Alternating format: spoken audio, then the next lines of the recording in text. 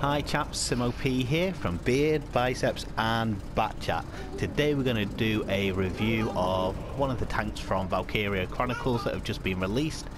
That is firstly the Nameless. The reason we're going to do the Nameless first is there's quite a lot of anticipation around this tank, especially just after I suppose Quickie Baby did a really good review on it when it came to PC on the Asia server. So these tanks are from Valkyria Chronicles, which was a game released by Sega in 2008. Again, not really one I've heard of or played, although the tanks look sort of familiar to me. I'm not sure where I've seen them from. But very popular game. It produced a anime spin-off as well as I think 3 sequel games as well. These tanks being in the game have caused a little bit of controversy because these are essentially, I suppose, these were never historic tanks. These are from another computer game, or rather a console game. So I know some people aren't overly keen on them being included and see World of Tanks as World War II and Cold War historical tanks. I suppose the counter argument to that is some of the tanks we have in the game were never real tanks, but were just tanks on blueprint, just like the Waffle. You know, it's a blueprint tank, arguably. It never really existed, but we still have it in the game, and I know a lot of people enjoy using it.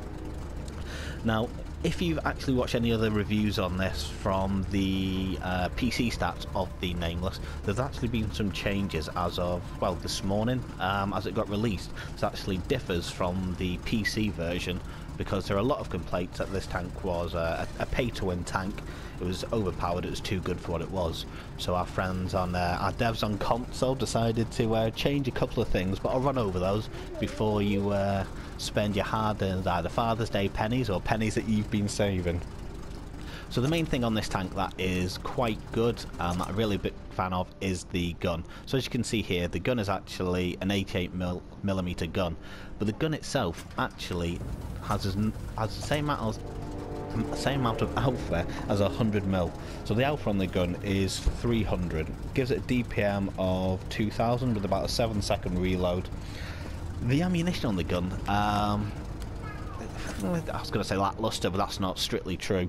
The pen on the normal rounds works out as 220mm, while the APCR works out as 260mm. So obviously this tank can see up to tier 10, so there are going to be times when you are going to have to press the X button. The good thing about this tank is though it can carry a lot of ammunition, so you don't need to worry about your loadouts, how many rounds of premium, how many rounds of HE that you carry, and you can sort of play around with it quite a lot. It's not something that you need to worry about at all. I'll talk about my consumable setup later when we sort of go into the mobility in the engine, and you'll see why I've gone that way with it. The other thing to note is the velocity on these shells aren't actually that great. It works out, if we can quickly go over to it, is the normal rounds of 900 meters a second, while the APCR only has 1100. Other APCR rounds on the Fartlang, for example, goes up to 1500. So sniping over long distance or aiming at long distance targets that are moving is going to be a little bit problematic and a little bit painful.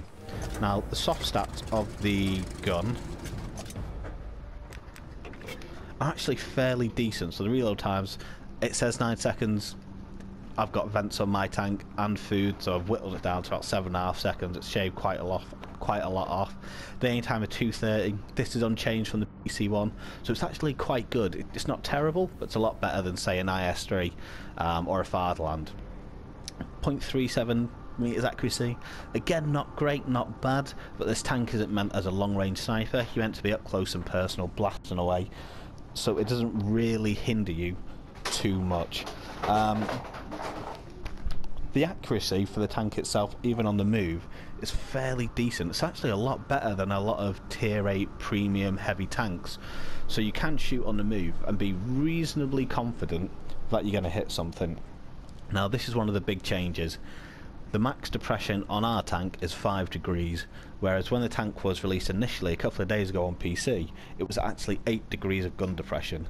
I've really felt it when I played a couple of games in it, that you'll see a couple of times where I'm playing and I'm looking at aiming at a tank, and you'll notice I'm trying to get the gun lower, wondering why it isn't going to the full 8 degrees that I thought it had.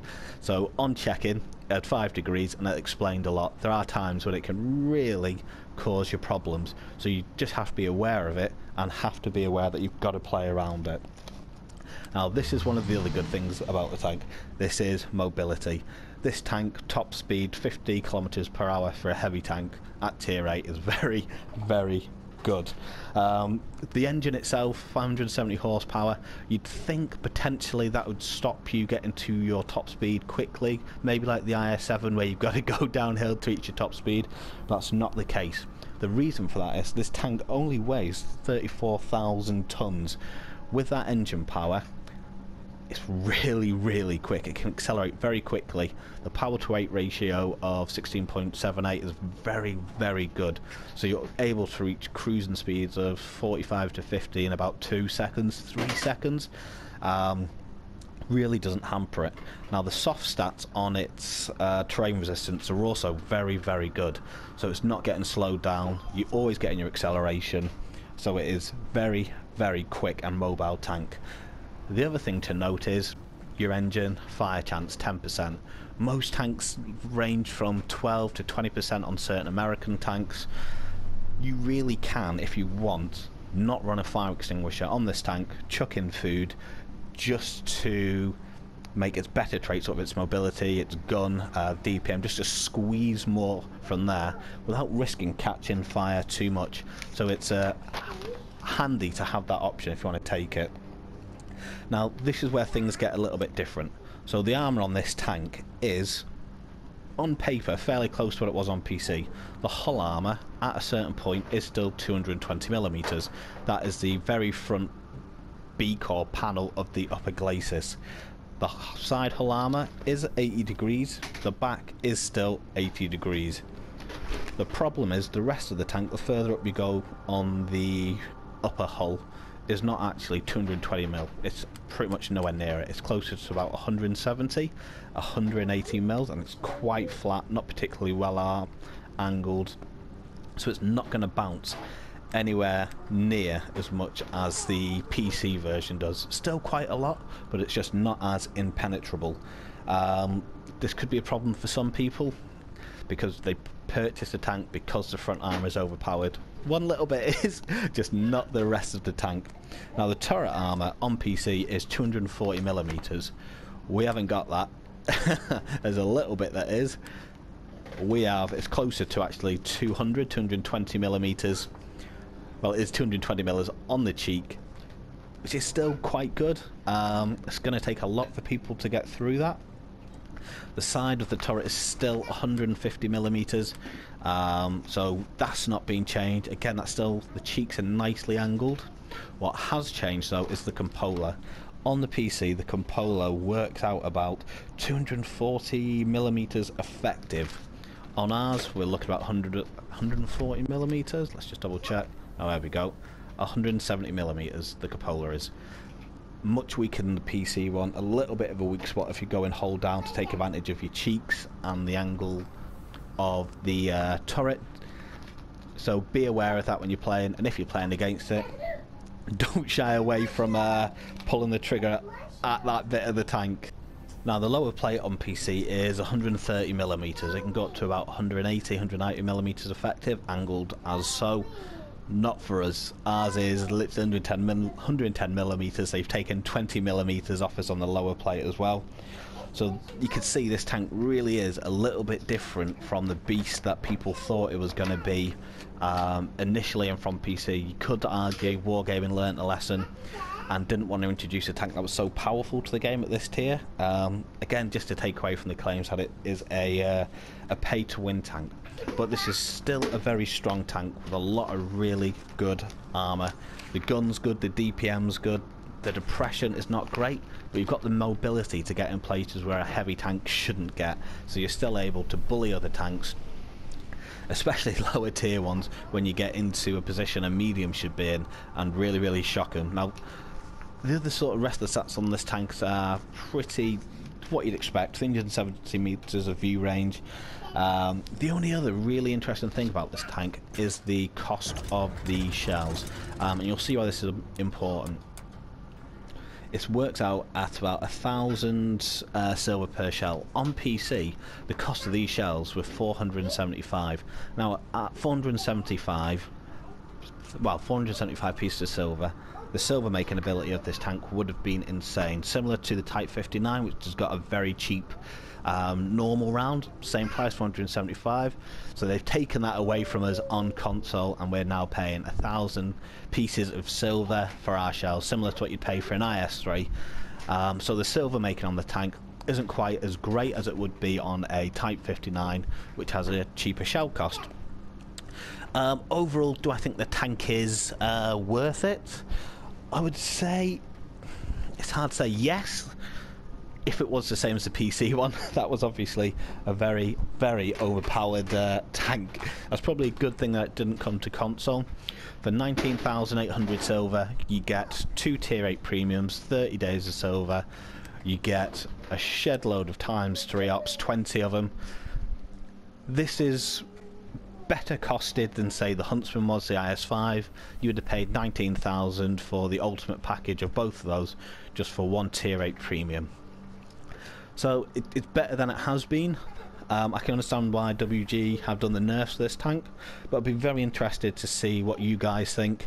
My overall thoughts on it when having a look at the second tank as well, when looking at the packages, is you may as well buy this tank and the SJ2, but I'll get into that at a later date. Next up, we'll show you a little bit of gameplay where I look to just take advantage of the armour as much as possible, just to see if I can push the tank to its limit. Well, let me apologise for my daughter in the background of the first bit of the review of the tank. So, in my first game with the tank, which is what you're watching now currently on Northwest, I'm top tier, so I was quite confident I could push the tank to its limits just to see what had happened. Now, when I played this game, I played it before I'd done a double check on the stats, assuming it was just one from the PC. So you're going to see me at certain points do double takes on certain things, but I've been penned when I didn't think I would be, or when I'm realising my gun isn't going as low as it possibly should do, because gun degree has gone from 8 to 5. So you're going to notice that quite a lot. So I decided to take advantage of the speed of this tank and look to get in a position where generally a medium would go to on this tank. Now it's been revamped, which is a spot on B2, just on top of the hill. With 8 degrees of gun depression, I assumed I'd be able to sit just behind the rock of the hill, utilise the 240 mils of turret armour, which is now 220 mils, and just fling shots into the tanks that were pulling up the hill on the red team, or that was sniping down the AB line. Again, this was my intention. You'll see me throw my APCR rounds on because I saw another Nameless and I thought, right, he's got great frontal armour like I have. It's not great, it's better than it should be. You know, it's not great, it's been nerfed from what it was on PC. 220 is only the very tip of the peak of the places. The rest is around 170mm, effective 180 mils. You know, it's not 220 like everyone thought it was going to be, or as it was on PC. As the first round, you'll notice I'm not being overly cautious. The reason for that is, again, I'm assuming at this point I still have 220 mils of front armour. When angled correctly, it can go up to about 240, 280 mils of being effective. It's not the case. I wish I had known before I played this first game. But, you know, potentially it'll just show that maybe, even though the armor's been nerfed, it's not as bad as people think it is. Put the first shot into the IS. Again, this is where I'm doing a double take, wondering why, even though going up a hill, I can't aim down the back of the IS. And the reason for that is I only have 5 degrees of gun depression, not the 8 has or had on PC. So as you can see, it caused me a problem just because I wasn't expecting it. If I thought I had the 8 degrees, or knew I had 5 degrees, carried on, pushed right past the IS, rather than looking to do a bit of peekaboo. IS is dead, we've got their Nameless on me, put the first shot into him just above the tracks. He's having a fairly decent game until he gets caught out there. He's gone, that's one Nameless dead. The sort of, hopefully you're able to see the DPM potential of this tank as well. Obviously we chewed through the IS, got a couple of shots into the Nameless without having to worry too much. And what I'm looking to do, again, is just to carry on down the AB line, pushing aggressively, just to see what the limits of this tank are. Now, at this point, I'm fairly aware a lot of the tanks should be hanging around the middle, So I get overexcited, as I tend to do, for one of my special moments, and decide, oh, I know, there's an arty there. Let's push on him, take him out. That'll make me feel pretty good about myself. I've lost half my HP. Why not bully something that light tanks usually go after? Because I'm very, very quick now. I'm doing 50 kilometers per hour. No one's going to expect a heavy tank to go around messing with artillery at this point in the game. Put the shot into him, take him out. As I said, the dispersion on this tank is quite good. 2.3 aim time, as you saw there, really, really nice and effective. I've decided the T28 there, that is my next target. Potentially, I should have loaded APCR to deal with it, or look to take the shot a little bit quicker. So I've got on the side, I eat a shot into my track, so it's not too bad. It's worth mention about the track arm on this tank is the track arm is actually 40mm thick. Most tanks' track armour is between 20 and 25mm, so you've even got that little bit of extra added protection on the tank. Again, I'm pushing quite aggressively on this KV-85, I'm massively outgunning. You can see he got that shot straight through my upper plates without any problems. I don't think he was firing APCR, which for a tier 6 heavy tank on PC this tank is released. A tier 6, even firing premium, could not get through this tank. A tier 7 could not get through unless it was firing premium. So you can see there is a difference, and the lack of armour does make this tank more vulnerable than initially thought. Now, I'm dead at this point, but we may as well use this time. The nerfs on this tank: 8 degrees of gun depression to 5, 240mm of turret armour to 220, 220mm of hull armour to around 180, 190mm. If it had been the way it was on PC, I would have said this tank is probably a must-buy. It's not too aggressively priced. You know, it's about 11,000 on the base bundle. It's not too bad at all. Or 9,000 rather on the base bundle. It's good. The armour's good. You can have a lot of fun with it. You can bully lower tiers, and you'll feel pretty happy about the purchase. With the nerfs this tank has undergone, it's gone from a must-buy to it's okay, it's good. It's a good tank. Not a must-buy though, it's a good tank. It's well priced compared to other tier 8 premiums. So if you have a bit of spare money lying around, then I'd say yeah, buy it. It'll have a lot of fun, especially if you're into Valkyria Chronicles or you like the anime or you had the game back in 2008. Definitely worth having a look at. I'll be very interested to hear your thoughts, guys, in the comment section below. Please like and subscribe to the channel, and I'll catch you next time.